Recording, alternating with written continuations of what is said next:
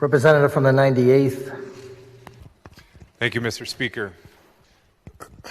One of the reasons our government has been able to function so well throughout our nation and our state's history is because we have something known as the separation of powers.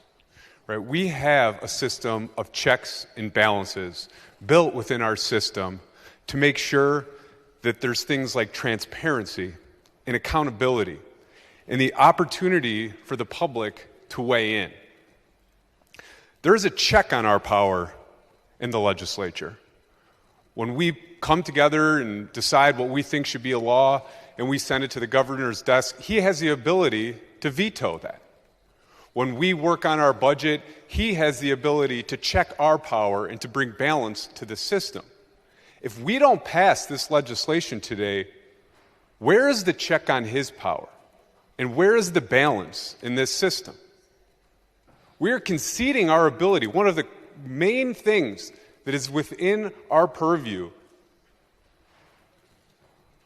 we are conceding that, and we are losing that in not providing the transparency and the accountability and that opportunity for the public to weigh in. I'm of the mind that when it comes to taxpayer money, more eyes the better.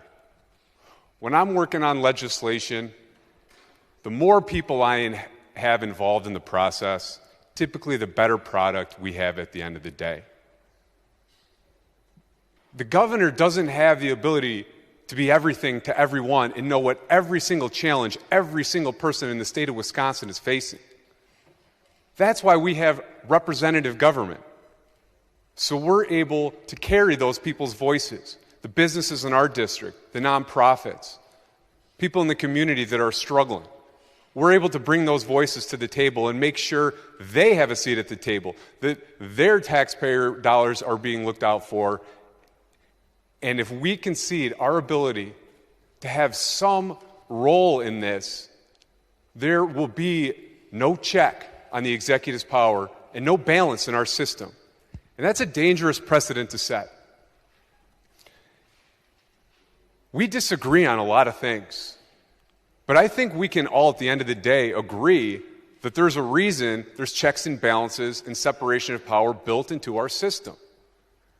Nobody ran for office because they wanted to skew our system to one side or the other in terms of who has the most power.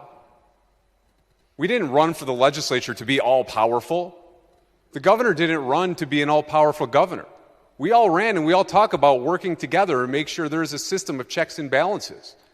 Unfortunately, we're giving that away today if we're not able to come together and pass this legislation so there is some representation within how this federal stimulus money gets spent. Again, when it comes to taxpayer money, the more eyes, the better. And when it comes to taxpayer money, the governor owes those taxpayers the ability to have some check on his power and some balance within our system. Thank you.